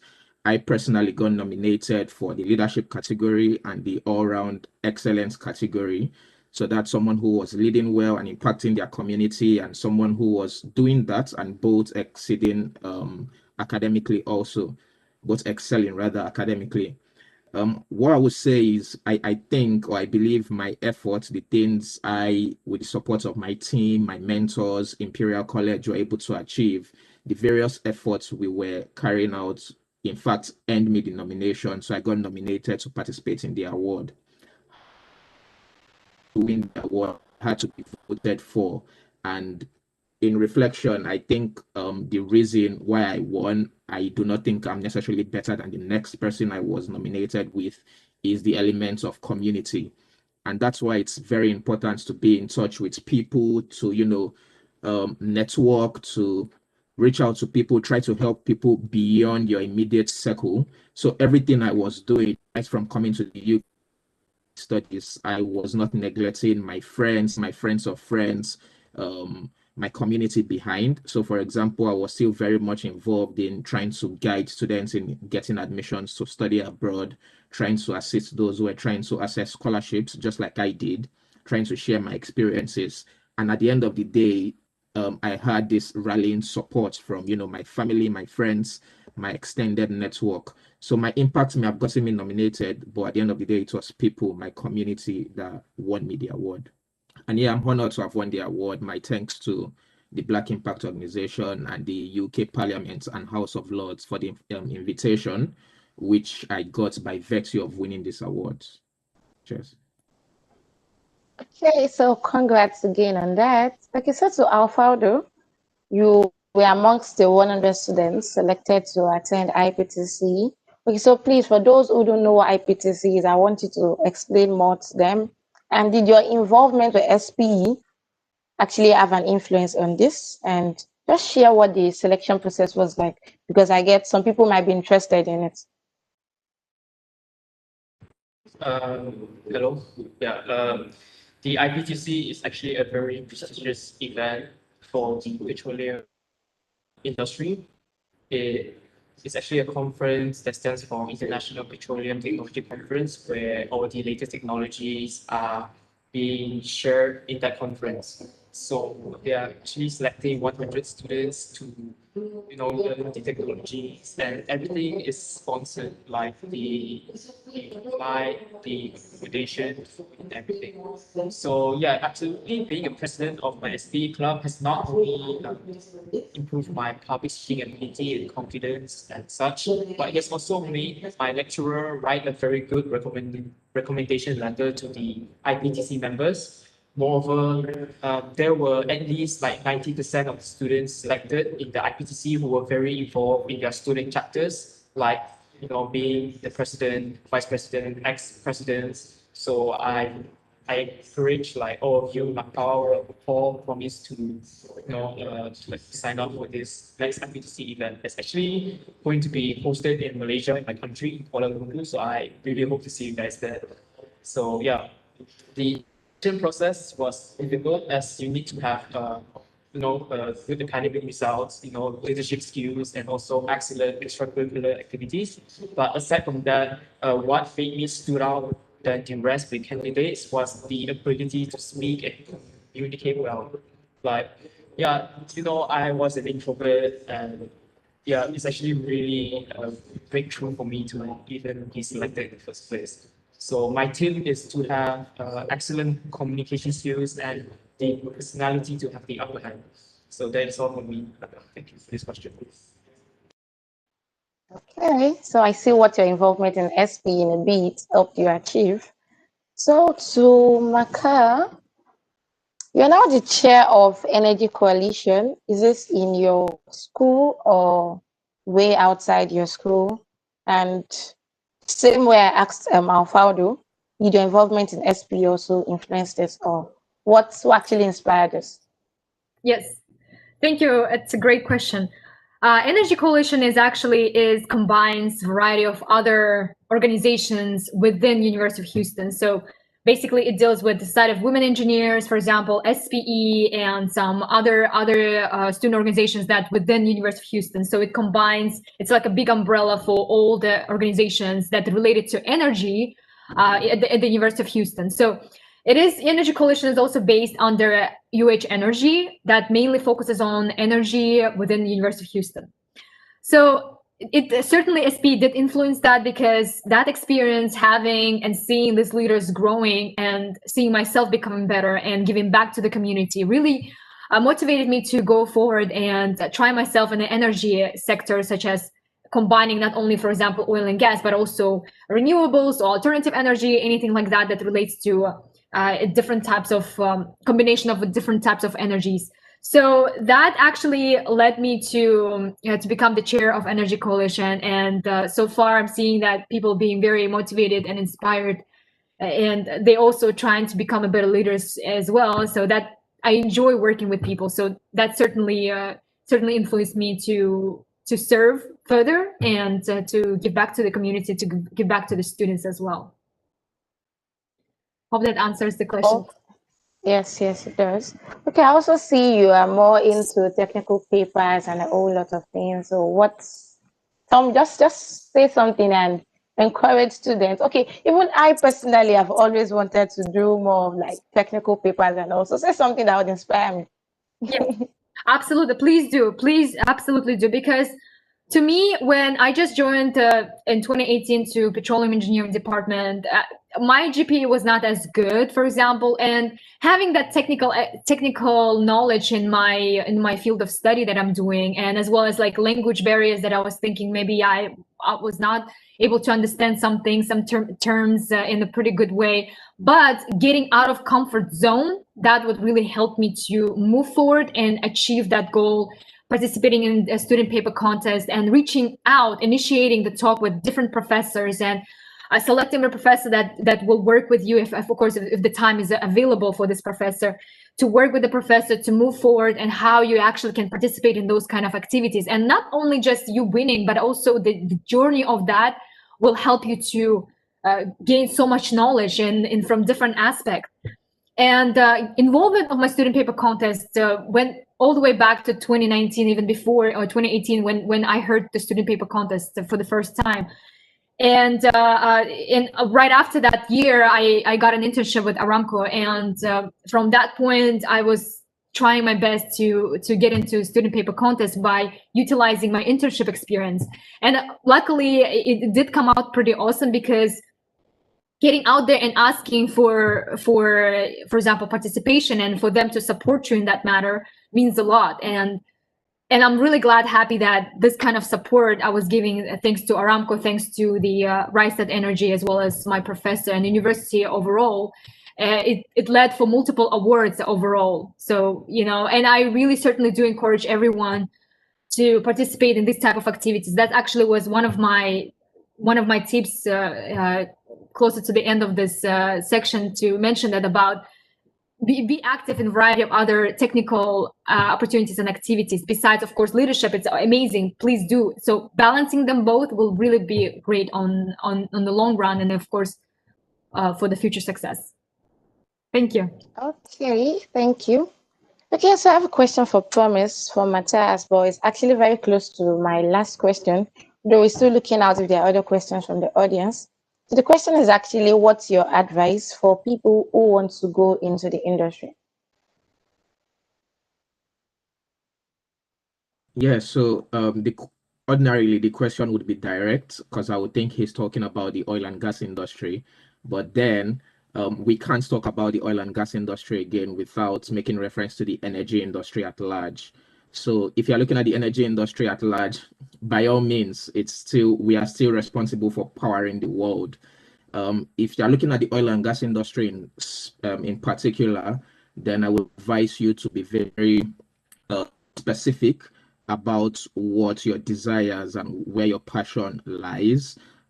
It's good to get a grasp of reality, which is our industry in terms of opportunities fluctuates. So we have our highs, we have our lows, especially for those who are not in the industry already, who are looking to break into the industry. So you need to be very aware of the fact that oil and gas is still very important, and would still be very important in helping the world meet its goals, helping businesses, helping individuals, helping families, helping mobility. However, there is a lot that is being done to transition to cleaner sources, and this transition is in fact being powered by oil and gas itself, by oil and gas companies. So yeah, be very clear, have clarity about what you want to do, what you want to achieve, your passion, and then make sure you're building the right skills that would help you to break into the industry. Make sure you are very much keeping abreast about what's happening in the industry. Put yourself out there, get involved in conversations, network with people, try to find out where the industry is going, you know, a couple of years from now, short term, mid-term, long term, and ensure you're developing yourself and your capacity to be prepared to take advantage of the opportunities that would in fact present itself. There would still be opportunities in the industry. You just have to be ready to take advantage of them. Okay, thank you. Okay, so like I said it's very similar to my last question, but I'll go with Paul first. So what do you have to say to other student chapters or individuals looking at taking up leadership roles? I don't know if Paul will be able to take that now. Okay, let's go with Alfredo.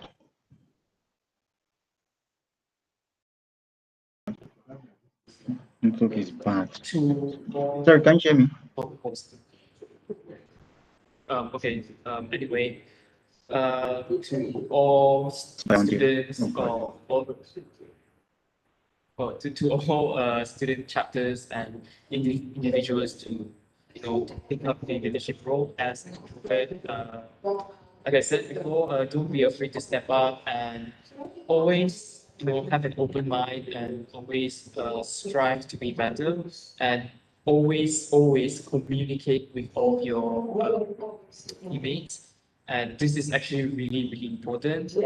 And yeah, being the president is always good, and always remember to always have fun, and know that you are the reason why you are picking up this role and you are selected, and this experience is always always worth it, and something that you will never forget. So yeah, I want to mention my tip again, like to like previously mentioned, don't always look for perfection, and look for satisfaction, because perfection and satisfaction are two different things. So yeah, that's all. Okay, so Promise. Yeah, I join Alfado in encouraging everyone out there who are seeking to get into leadership roles. So in fact, do it. Be courageous, take the step, and I'm not promising anything, but I think it's cool and will be a rewarding experience for you. Especially with those trying to get into the SP leadership roles in some way or the other. I encourage you to do it. The SP has structures in place that allows you to really get involved, engage, participate, and benefit as much as you put in, and even much more.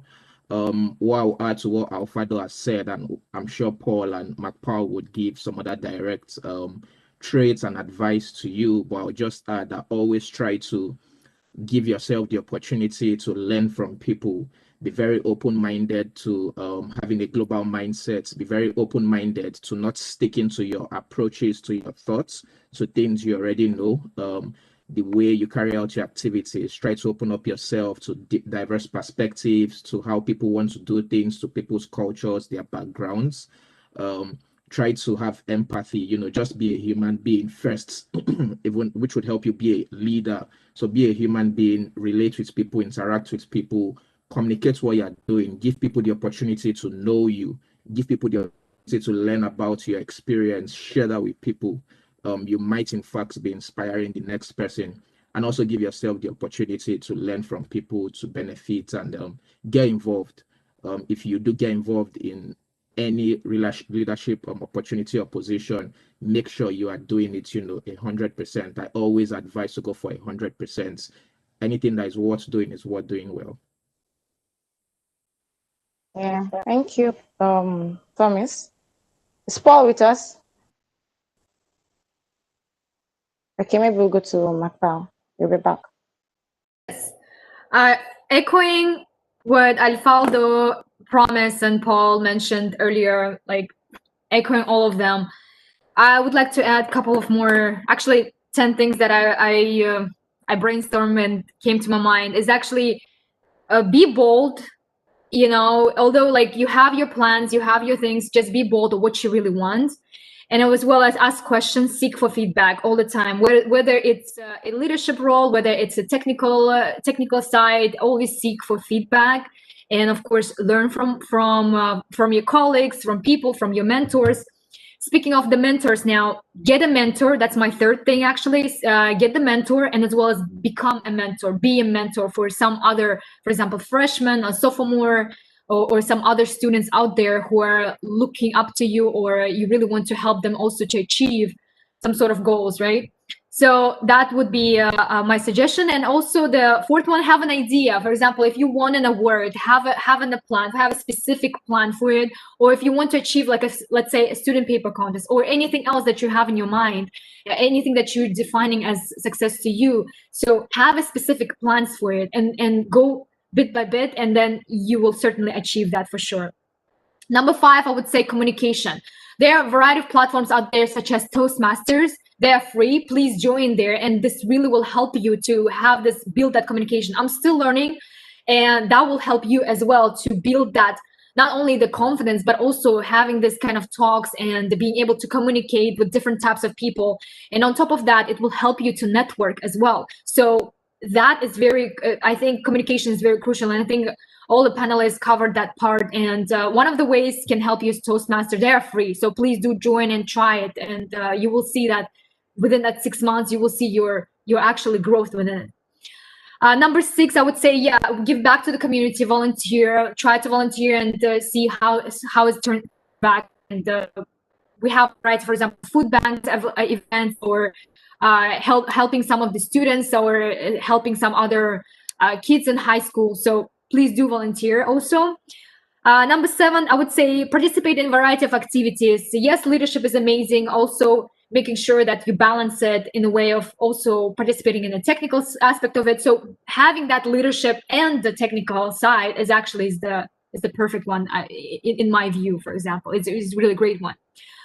And number 8, and if you do thinking about an award, let's say, look into the report. That's something that key findings that throughout this conversation that we had in the session is look through your reports. It really helped us to get our first award ever, and go ahead and seek feedback. Like I said, seek feedback from the SPE, and although you get an award or didn't get an award, still seek for that kind of areas where you should improve or where your strengths are. So know those things. And number 9, I would say get out of the comfort zone. Although I know sometimes it can be times that we're not comfortable with something, or we asking and doubting ourselves, should we do it or not? Still, get out of your comfort zone and do it. And number 10, know your industry. So that's something that also stood out to me for quite some time, is really know your industry that you're in, understand what's going on and what is happening, and have your specific goals. Whether it's petroleum engineering that you're going after, so understand how the transition is going and what is happening within the industry. So with that being said, I mean, thank you so much, and hopefully these tips will help you and help all of us. So thank you so much. Thank you. Okay, so over to Paul. What advice, what do you want to say to those who want to take leadership roles? Student chapter. All right. In terms of leadership, I feel like it comes down to your personal decision, and it comes down to you understanding that you're going to have to sacrifice a lot, because it's more from, how do I put it? There's no reward per se with being SPE president. You know, there's no reward apart from, let's say, the recognition and getting free access to particular events, but there's no general reward like that. So you have to know you have to sacrifice a lot, and you have to like work on yourself before trying to go for the role. I mean, it's going to be a journey. Leadership itself is a journey. So once you start, you're going to learn a lot. You have to be patient with people. You have to learn to work with people. You have to learn to manage people. So all these things are not going to be easy. Some things you're going to have to learn on the job. I personally, I cannot tell you how many skills I've learned just by being president for not even up to, not even up to a year. You're going to learn a lot of skills, and that's something you should really be proud of, because at the end of the day, you find yourself doing things that you did not expect to do. So make sure you have that open mind to learn as much skills as you're going to learn, and just be the best version of who you can be. And I think one advice I can always give to people is you have to know how to tolerate. You have to know how to tolerate. That's an advice that cannot be said enough, because meeting people and managing people are two different things. You can meet someone and fall in love with the person, but you're going to be working with this person in the long term. You guys are going to have to know your good sides and your bad sides, and that's one thing with working in teams. You know, you're going to learn, okay, this person is short-tempered, this person does not like this person does not like being addressed this way. So all those things, we just have to boil down to you learning your team members, learning them one after the other, and working on yourself. That's why I keep on saying you have to just keep on working on yourself. There's no other way to say it. Being a leader is not easy at all. Not by one chance. You just have to keep on working on yourself. So if you're going to work towards being a leader in SPE, for sure, I would advise you take up a position first that is not the president. Like, let's say if you're just a friend, you take up a position and you learn. You make sure you learn from those ahead of you. And that's why there are structures put in place. Just like in my own chapter, we make sure that before anyone becomes president, you must have served as an executive previously. And I'm sure most chapters have that. So you make sure that you learn that particular process. And then before you make up your mind to know whether you want to become president or not, because trust me, it's not a tax for the little-minded. It's really going to get stressful, and you have to know how to deal with that stress. So that's just my little advice. Make sure you build upon yourself and keep building, because that's the only way you're going to achieve a lot, and that's the only way you're going to grow. Okay, thank you very much. I should have given an highlight, but I think Makpao did that earlier. Like, she listed like 10, 10 good points. So basically, what I'll just tell everyone out is get involved, get involved, get involved. Learn a lot of skills, be open to ideas, be innovative, because that's one thing SPE actually looks out for. Be innovative, be, just as Paul said, be accommodating. Okay, let's just like Alfredo, being an introvert and going out there. So you need to leave your comfort zone, get out there, And for promise, okay. Paul said something, there's really no reward for it, but I guess promise has started getting the rewards from it. Things that were not expected, and those things have started coming in. So it's okay. So people will say the reward for teachers is in heaven. I won't say the reward for leaders is in heaven, but a lot of things come with it. Okay, so for our viewers out there, okay, thanks to my panelists, thanks to Promise from Imperial College, that's London section. Then for Alfaldo from Eriotuat, Malaysia, that's Kuala Lumpur section. I hope I got that right. And Macpao from University of Houston, that's Gulf Coast section. And Paul from Lagos section, Nigeria. So for our viewers at home, if you know you won the Excellence or Presidential Award and you want to be on this session with us, please reach out to me. You can send an email to SPE Lagos Section and spelagos@gmail.com. Then copy me, Mr. Abadru at yahoo.com. Can connect with us on all social media platforms, LinkedIn, Twitter, Instagram, Facebook, and just as you're watching this on our YouTube page, you can follow us to check on all our activities. Okay, there was also a request from our viewers that you should all give your Instagram account so they can follow up with you. I think you can do that on the YouTube. You can visit the YouTube page and leave their comments beneath if you don't mind for them to have a follow-up. Okay, so thanks again for joining this session. We look forward to having the second series very soon, and I look forward to receiving mails from all those who are interested in joining the second session. So thank you again. Thank you very much for honoring this request, because it was really, really a great deal reaching out to all of you, and you're keen into the idea and accepting to be on this platform. It's really a good one. Thanks to all of you. SPE Lagos Section appreciates this. Bye. Thank you so much. Thank you so much, Mr. Bye. Thank you so much. Okay.